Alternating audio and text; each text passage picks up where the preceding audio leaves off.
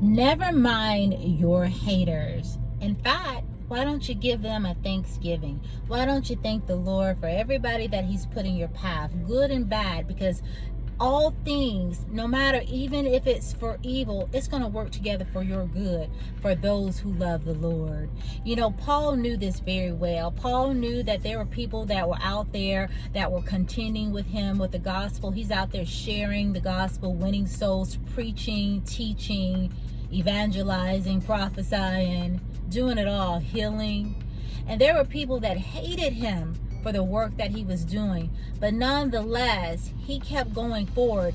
He did not take the time to give his haters any attention. He kept moving forward in the gospel. In fact, he thanked them. I want to read to you in 1 Philippians 12 exactly what brother Paul had to say, because I want to encourage some of you out there.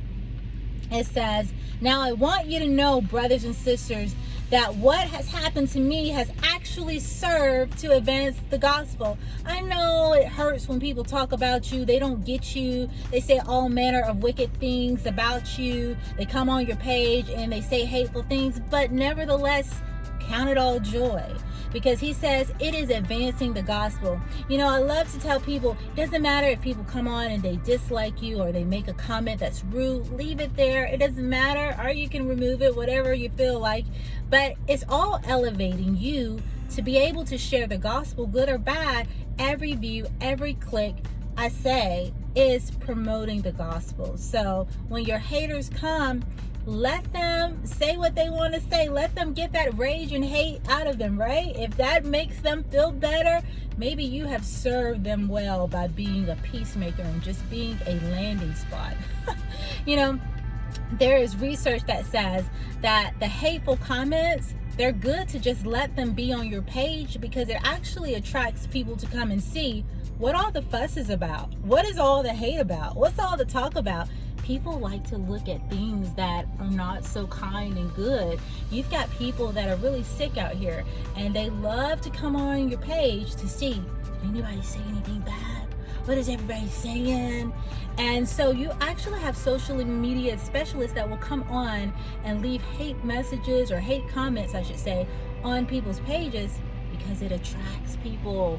It attracts the views.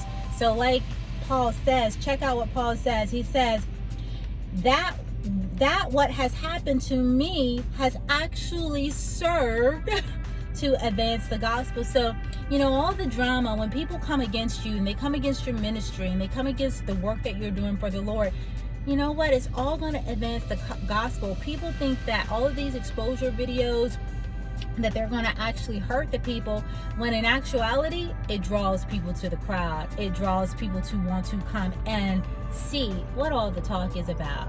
Let's keep going. It says, "It is true that some preach Christ out of envy and rivalry, but others out of goodwill.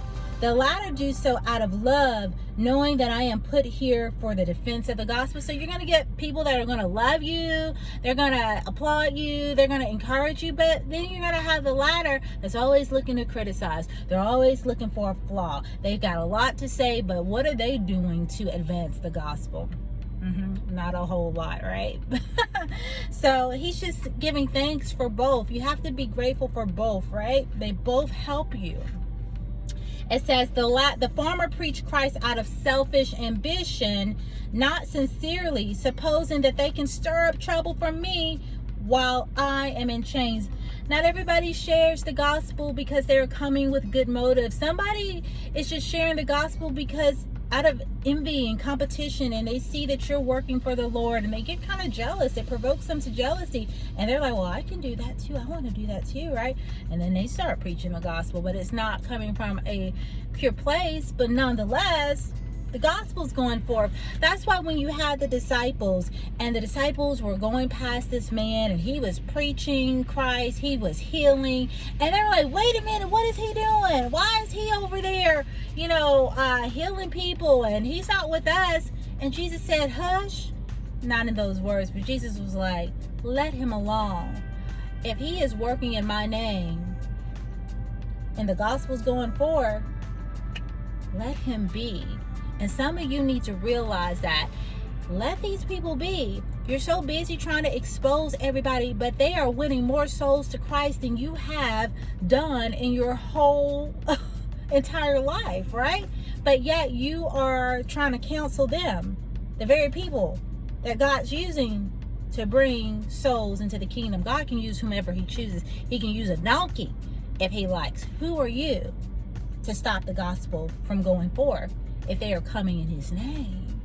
So we have to be very careful, and we have to have the mindset of Paul, to be like, whether people are hating on you, whether people are talking about you, it doesn't matter. The gospel's going forth. They are actually doing you a service by advancing the kingdom, whether they know it or not.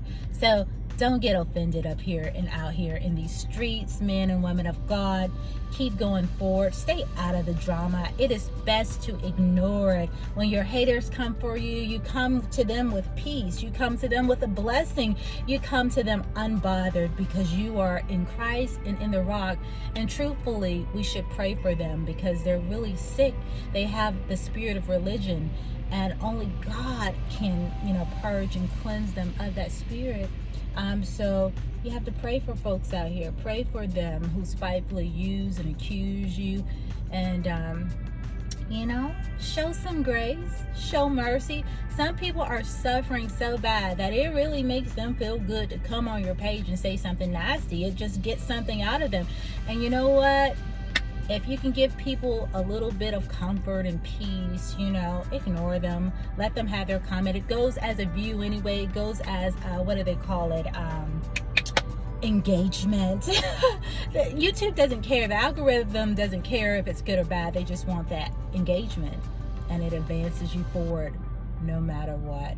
And if you can't stand that, if you can't stand the little nasty, rude comments, I know not everybody has thick skin, you can block them. You can definitely block them. You could hide the user, and this is a beautiful feature.